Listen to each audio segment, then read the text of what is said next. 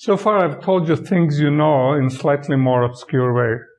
So suddenly I've called the requirement that times are additive along the trajectory in evolution, either discrete or continuous. It's an abelian group. It's sum of either integers or real numbers. Gives real numbers. I now call it reconstruction equation.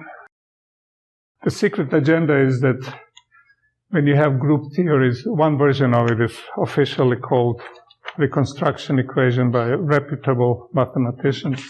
So now we have a new thing which you can consider nuisance or blessing depending on your inclination. And as a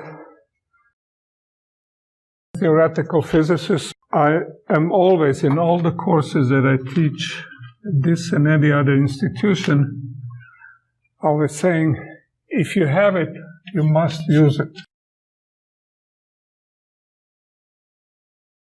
When people only used to do calculations by hand, they very quickly appreciated the importance of using symmetries.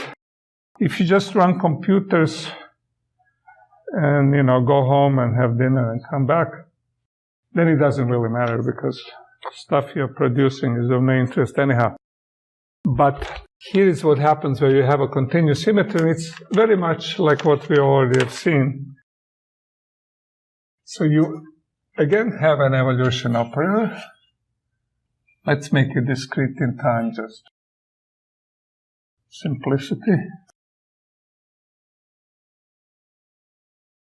And now, after some reflection, this can be written as evolution in a group direction times the evolution in spatial coordinates. If we have a discrete symmetry, do that first, then the space is divided into fundamental domain and its copies. It suffices to do calculation on the fundamental domain. What you do is you start on the fundamental domain at time n1, but on the fundamental domain. So little happenings here in the fundamental domain. And then you go time n using the full evolution.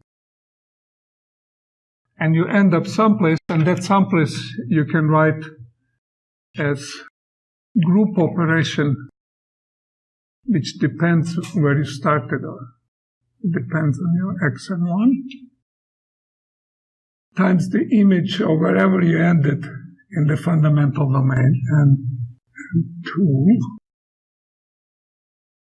Really writing the delta function version of the operator. We can keep track of it, which copy of fundamental domain we started in, by putting a group operation that puts whatever initial point I had into the fundamental domain,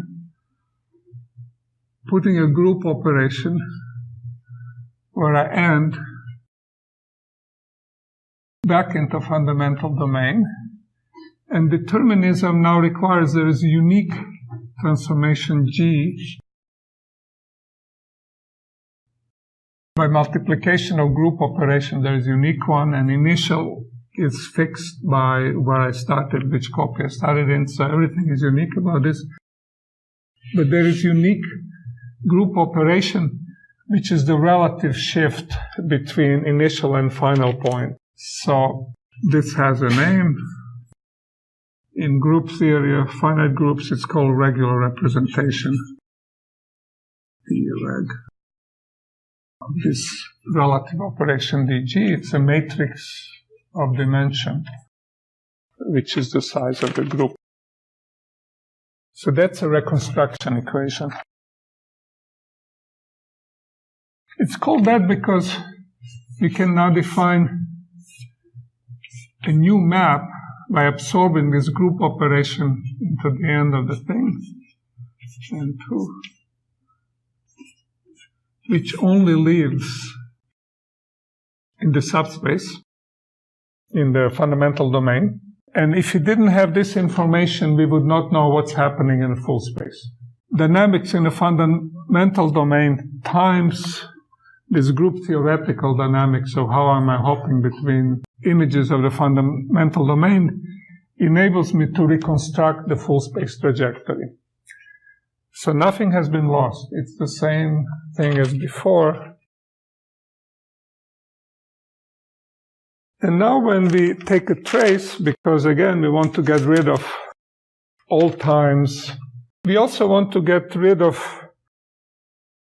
this group theoretical nonsense, because it doesn't really matter to us in which domain we started, which copy of fundamental domain, because they're all the same.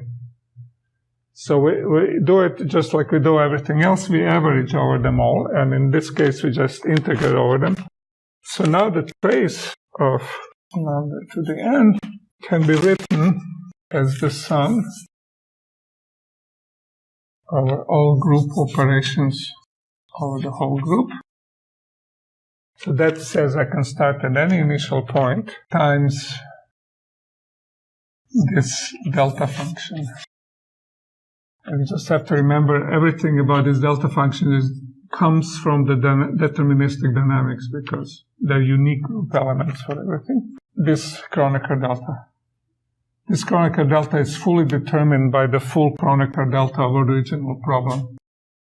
Because whenever I start in unique things, so A depends on my starting point. I land in a unique one, it's B. And then I'm requiring, just like in time, I require that the times add up correctly. Now I require that the relative translation between two of them is this operation G. It's unique group element by uniqueness of multiplication. So it's given. Everything is given. Once you pick initial point, this thing is either 0 or not. Now, all I have to do is I just have to integrate over fundamental domain. And my evolution operator doesn't even know that there is a bigger world. Evolution operator just works in this fundamental domain.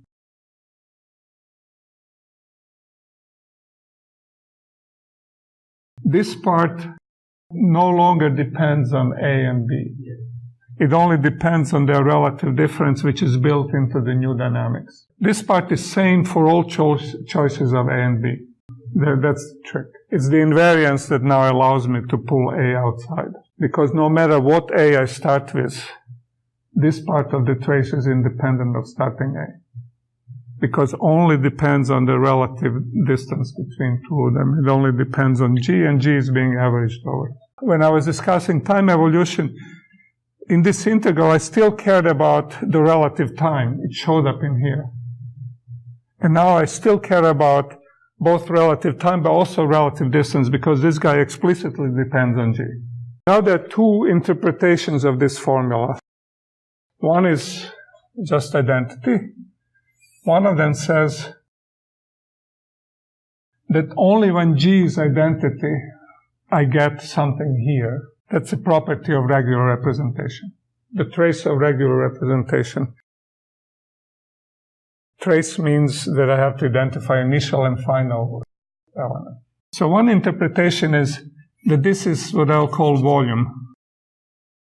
In the discrete case, it's just the number of group elements.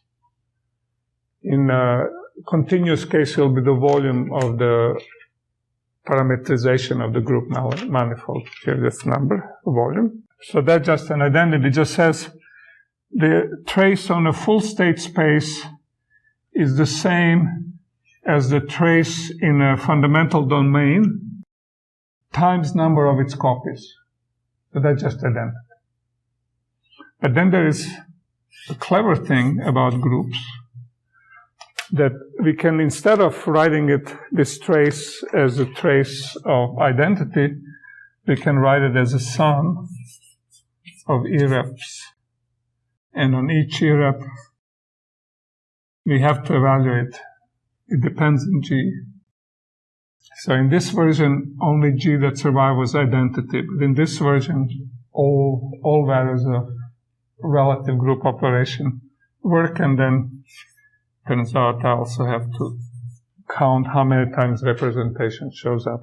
So now if you use the second form, we get a factorization. We get the composition of the trace into irreducible representations of the finite group.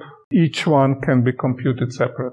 You can either just think of it as identity. I don't have to compute something 6 times if I have 6 copies, because if I compute the returning orbit starting in 1 copy, you'll have to contribute 6 times always.